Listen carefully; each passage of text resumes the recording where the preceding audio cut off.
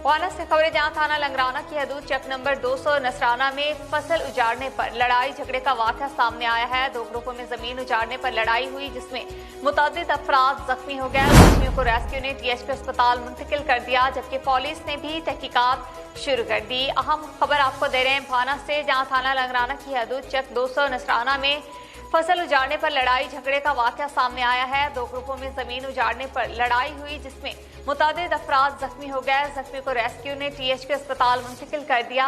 मजीद इस पर बात कर लेते हैं अपने नुमाइंदे नासिर अली से। जी नासिर अली, बताइएगा।